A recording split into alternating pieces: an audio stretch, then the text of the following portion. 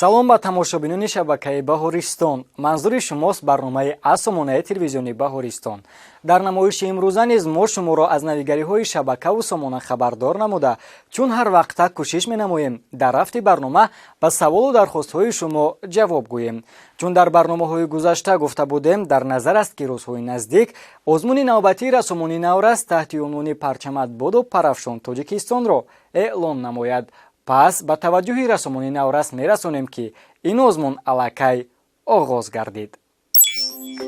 муассисаи давлатии телевизиони кӯдакону наврасон Баҳористон озмуни нави расомони Навразро таҳти унвони парчамат боду парафшон Тоҷикистон ки махсус ба рӯзи парчами ҷумҳурии Тоҷикистон бахшида шудааст эълон менамояд. озмуни мазкур то 23 ноябр давом мекунад. шумо метавонед расмҳои кашидаи худро ба суроғаи мо кӯчаи Шеро 31 телевизиони Баҳористон ва поштаи электронии мо нома санҷобак tvb.tg ирсол намоед.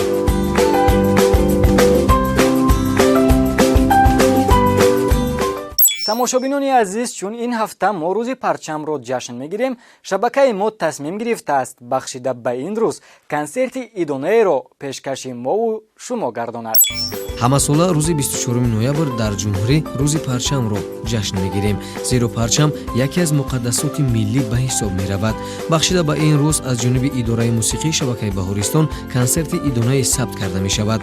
дар он сарояндагону мутрибони соҳибистеъдод, иштирокчиёни шоу барномаи озмунии Парвин ва он кӯдакону наврасоне ки пайваста бо шабакаи мо ҳамкорӣ мекунанд даъват шудаанд. консерти идонаро шумо метавонед рӯзи 24 ноябр аз шабакаи мо тамошо кунед. бинандагони азиз, барномаро идома медиҳем. ҳоло ба сомона ворид шуда ба дархостҳо назар мекунем. мактубе ки айни замон мехонем аз номи Шамима Муродова омадааст ки чунин аст. салом ба кормандони шабакаи дӯстдоштаи оилаи мо Баҳористон. мо бо аҳли оила барномаҳои шабакаи шуморо дӯст медорем ва тамошо мекунем. мехостам донам ки консерти идонаи шоу барномаи Парвинро кай метавонем тамошо кунем.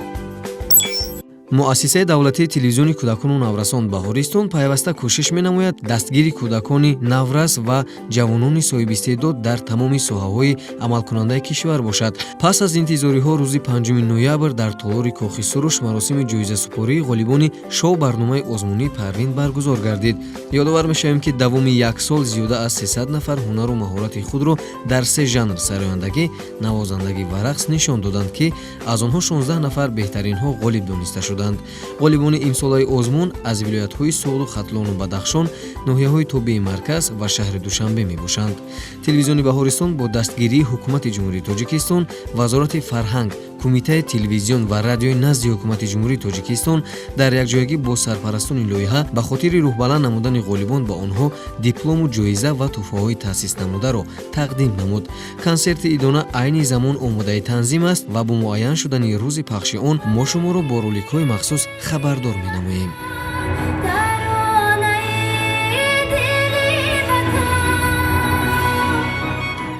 барномаамонро идома медиҳем. дар шумораҳои гузаштаи намоиши асомонаи телевизиони Баҳористон мо доир ба озмуни наве ки махсус барои ҳаҷвнигорони Навраз эълон шуда буд гуфта гузаштем. хоҳишмандоне ки дар ин озмун иштирок кардан мехоҳанд аллакай номнавис шудаанд ва аллакай барои таҳияи саҳначаҳои нави намоиши чигилак ҳунармандони хурдсол интихоб шуданд. ҳамзамон бо иштироки онҳо намоиши саҳнаи ҳунар низ дар назар аст. бояд гуфт намоишҳои чигилак ва саҳнаи ҳунар ки ҳарчанд дар жанри ҳаҷв омода ва пахш мешавад хусусияти тарбиявӣ доранд. аз ин рӯ он нафароне ки масъулияти баланд доранд барои иштирок ба ин намоишҳо интихоб мешаванд.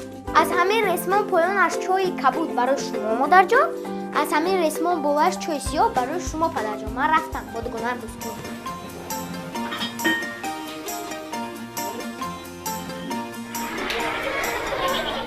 бинандагони азиз, ҳафтаи ҷорӣ мактубҳои зиёди ирсол шуда вобаста ба филмҳое ки ба забони тоҷикӣ тарҷума мешаванд буданд.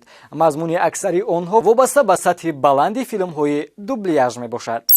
бояд гуфт шабакаи Баҳористон хусусан идораи дубляж кӯшиш менамояд то беҳтарин филмҳои тасвирию ҳунариро ба забони тоҷикӣ тарҷума намояд. бештари филмҳое ки ба забони тоҷикӣ тарҷума мешаванд махсус бо дархости тамошобинон мебошад. айни замон идораи дубляж филми ҳунарии Мария Искусницаро тарҷума карда истодааст. мо калонсолон ин филмро ба хубӣ дар ёд дорем ва то имрӯз низ онро бо завқ тамошо мекунем, зеро ин филми ҳунарӣ моро ба дунёи кӯдакӣ мебарад. дар филми мазкур ҳунармандон ба хубӣ интихоб шудаанд.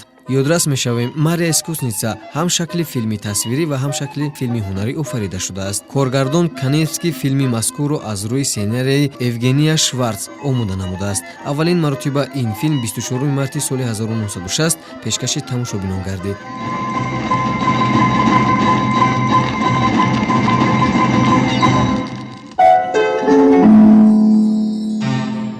ҳоло бошад ба маълумоти иштирокчиён ва мухлисони намоиши бо ҳам меёбем мерасонем ки масъулини ин барнома тасмим гирифтанд ки моҳи ҷорӣ 10 гонаи беҳтарини ин барномаро интихоб намоянд. дар намоиши бо ҳам меёбем хонандагоне иштирок менамоянд ки доираи донишашон аз барномаи мактабӣ фарохтар аст. дар ин барнома кӯдакону наврасони аз 9 то 14 сола иштирок карда метавонанд.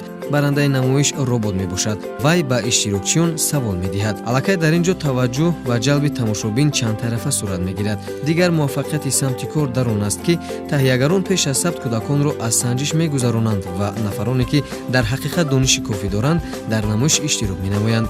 кӯдаконе ки хоҳиши дар намоиш иштирок карданро доранду донишашон хуб нест, номнавис гардида тӯли чанд муддат омодагӣ мебинанд. баъди гузаштан аз санҷиш онҳо дар барнома иштирок менамоянд. ин равиш низ сабаб мегардад ки хонандагон дар баробари мактаб дар телевизион низ аз пайи илму донӣ шаванд. моҳи ҷорӣ масъулини ин намоиш тасмим гирифтаанд ки 10 гонаи беҳтарини ин барномаро муайян намоянд. дар назар аст ки кӯдаконе ки холҳои баландро соҳиб мегарданд барои таҳияи намоиши ҷамъбастии бо ҳам меёбем дар соли 2019 даъват мешаванд. дар намоиши мазкур ба беҳтаринҳо аз ҷониби шабака тӯҳфа ва диплом супорида мешавад. рӯзу соати баргузории ин намоишро мо ба шумо тариқи ролики махсус хабардор менамоем. шумо аз натиҷаи ба дастовардаатон розӣ ҳастед? бале. пас ин тавр бошад, ман ба шумо изҳори миннатдорӣ мекунам, зеро ки ба барномаи мо омада воқеан хело ҳам зиракию кунҷкобии худро нишон додед. бинандагони азиз, ин буд он ҳама маълумоте ки тӯли як ҳафта мо омода намудем. агар ягон савол ва ё дархосте дошта бошед, пас метавонед ба почтаи электронии мо nomasanjobak@tvb.tj ирсол кунед.